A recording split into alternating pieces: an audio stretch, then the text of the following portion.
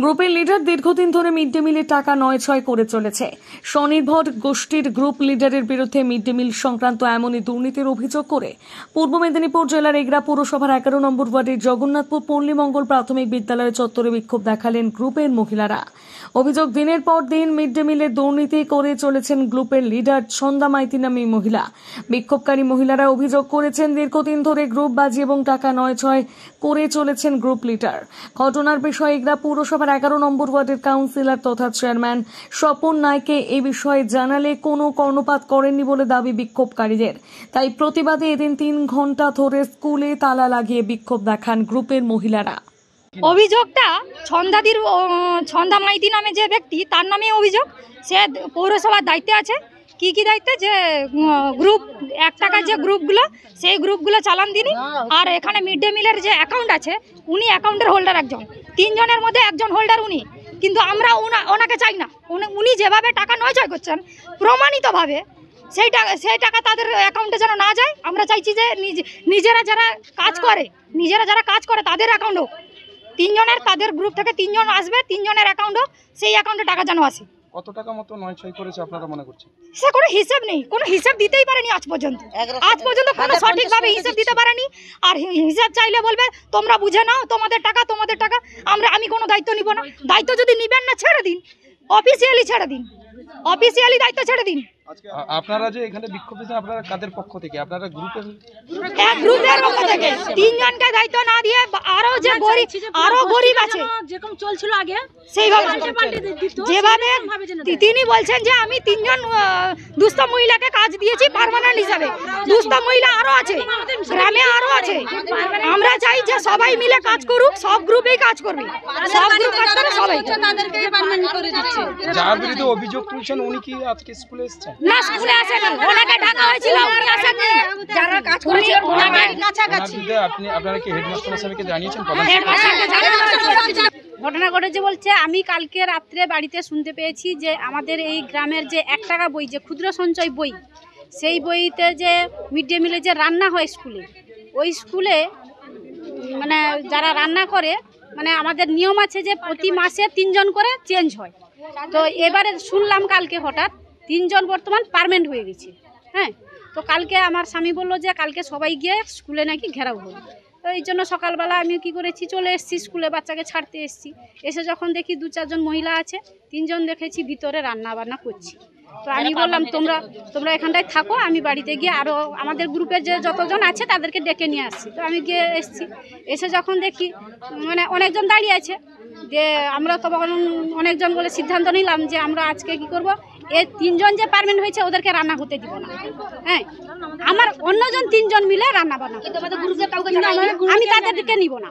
দিয়ে আমরা ঢুকে গেছি ভিতরে, মানে রান্নাশালে ঢুকে গেছি। ঢুকে গিয়ে বালতিটা নিয়েছি, রান্না করব। দিয়ে এসে অন্য রুমে এসে চাল নিব বলে ওজন করতে গেছি। দিয়ে তখন আর একজন মহিলা বললো, সে দিদিটা বললো যে কতজনের রান্না হবে, চালের হিসাবটা নিতে হবে। হেড স্যারের কাছে গেছি, হেড স্যারকে বললাম যে চালের হিসাবটা দিন। স্যার বললেন একটু থামুন, একটু দেরি করুন, একটু ধৈর্য ধরুন, এরকম বললেন হেড স্যার। তখন আবার হেড স্যার বললেন যে 3 জন 2 জন রান্না করছে তাদেরকে ডেকে নিয়ে আসুন। তো তাদেরকে ডাকতে আসা হলো। তো তারা তো যাচ্ছেন। তারপরে একজন দিদিমণিকে বললেন হেড স্যার। তো হেড স্যার দিদিমণিকে বলতে তারপর গেছি।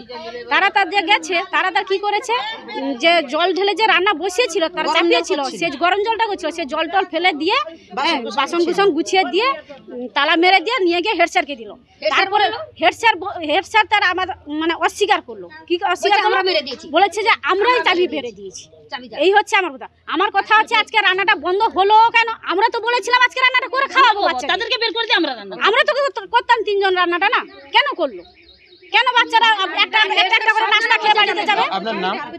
রিঙ্কু গিরি, বাড়ি জগন্নাথ। গ্রুপের ব্যাপারটা তো আমার বিষয় না, স্কুলের সঙ্গে গ্রুপের কোনো সম্পর্ক নেই। এখানে গ্রুপ যেটা শুধু রান্নার জন্য সম্পর্ক। তো রাঁধুনি আসবে, রান্না করবে। যে 2 জন বা 3 জন অ্যাজ পার নর্ম অনুযায়ী স্কুলের জন্য রিক্রুট থাকেন, তারা নিজেরা আসতে পারেন কিংবা কাউকে পাঠাতে পারেন, সেভাবে রান্না হয়। এখানে গ্রুপে কি নয়চয় হচ্ছে সেটা তো আমার বিষয় না। তাহলে আপনাকে তালাবন্ধ অবস্থায় ঘরের মধ্যে থাকতে হচ্ছে কেন? আপনি কথা সেটা আমি কি করে বলবো? সমস্ত শিক্ষক শিক্ষিকারা এই তালাবন্ধ হ্যাঁ, অবস্থায় আছি। কতক্ষণ ধরে এই বন্ধ করে রয়েছে? হ্যাঁ আছি, ওই সকাল 7টা 7:30 থেকে 7টা 7:30 থেকে শুরু হয়েছে। এই কতক্ষণ আর এইভাবে বন্ধ অবস্থায় থাকবে? যতক্ষণ তারা রাখবেন। আপনি আপনার ঊর্ধ্বতন আমি ঊর্ধ্বতন কর্তৃপক্ষকে জানিয়ে দিয়েছি, এবারে তারা তার যা করবেন করবেন। আমি কিন্তু এর মধ্যে কোনো কিছু নেই, আমার কাছে কেউ খবর নিয়েও আসেনি, এই ব্যাপারে কোনো কিছু আমার কাছে কিছু বলেও নি। আর প্রত্যেকটি মেম্বার যারা রান্না করেছে ওদেরকে আমি যথারীতি পেমেন্ট দিয়েছি, টাকা পেমেন্ট দিয়ে দিয়েছি। আমার যেহেতু আমার আগে অ্যাকাউন্টে ঢুকতো, এখন আমি অ্যাকাউন্ট থেকে ট্রান্সফার করে দিয়েছি 3 জনের হেডে। তো এখন আমি আর ওতে অ্যাকাউন্টে করি না, তবু ওদেরকে আমি চালাই। হ্যাঁ, কীভাবে ওরা কি কাজ করছে না করছে করি। এই টাকা নয়ছয় যে গ্রুপবাজি করছেন, আপনি আপনার মনের মতো করে রান্নারদের পাঠাচ্ছেন, আপনার সমস্ত বাড়ির সবাইকে চাকরি করিয়ে দিয়েছেন, অভিযোগ তুলছেন। আমার বাড়িতে কে চাকরি করেছে ওইটা প্রমাণ দিতে বলুন, কে চাকরি পেয়েছে। সেলফ হেল্প গ্রুপের মেয়েরা প্রত্যেকের বাড়িতে যেমনভাবে কাজ করছে, আমার বাড়িতেও আমার মেয়েরাও, আমার বৌমা একটা সেলফ হেল্প গ্রুপেও আছে। সেলফ হেল্প গ্রুপে থাকলে কি ওরা চাকরি করা হয়? আপনারা বলুন, সেলফ হেল্প গ্রুপে মেয়েরা কি চাকরি করছে? আমি তো এখানে 42টা গ্রুপ খুলেছি, 42টার গ্রুপে আমাদের মেয়েরা কতজন মেয়ে হয় আপনি হিসাব করুন। তাহলে সেই মেয়েদেরকে কি আমি প্রত্যেককে চাকরি দিয়েছি? সেই রকমই আমার বাড়িতেও একজন মেয়ে আমার বাড়িতেও কাজ করছি, বৌমা হিসাবে সেও একজন পদাধিকারী হিসাবে আছে, অপারেটর হিসাবে কাজ করছি। তাহলে তাকে কি চাকরি দেওয়া বলে?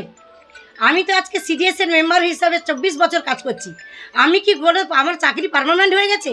আপনি জিজ্ঞাসা করুন তো, আমি 42টা গ্রুপকে ডাকতে বলছি, আপনারা সবাই থেকে ওগুলাকে দেখাশোনা করে বলুন, ওরা বলুক যে আমার চাকরি পার্মানেন্ট হয়ে গেছে, আমি কত টাকা বেতন পাই, কি করি, ওরা বলবে।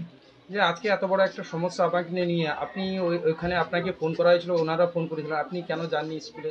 আমি যাইনি মানে আমার সেলফ হেল্প গ্রুপের মেয়েরা যারা ওইখানে গেছিল তারা আমাদের কাছে আসার কথা, আমার কাছে আসার কথা, কিন্তু তারা কেনই আসছে না, আমার কাছে আসবে না কেন? প্রবলেমটা তো আমাকে যদি নিয়ে কোনো কিছু হয়ে থাকে তাহলে ওনারা তো আমাকে জানাবে।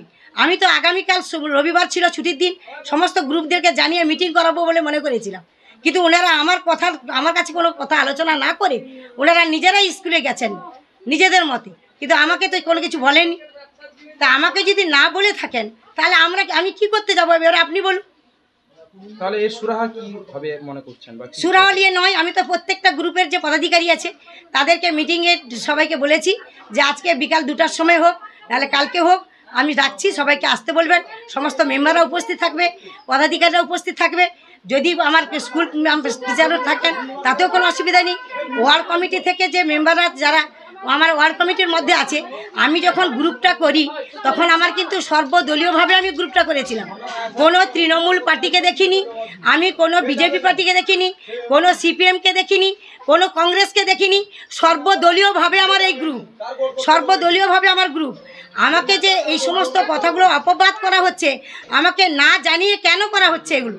আমি সেলফ হেল্প গ্রুপ যদি চালাই, তারা যদি জানে, তারা এসে কেন আমাকে জিজ্ঞাসা করলো না যে ছন্দাদি এদের চাকরি কি পার্মানেন্ট হয়ে গেছে? কোনোদিন চাকরি পার্মানেন্ট কারোর হয়েছে? তারা গিয়ে আগে না জিজ্ঞাসা করে এগুলো করছে কেন?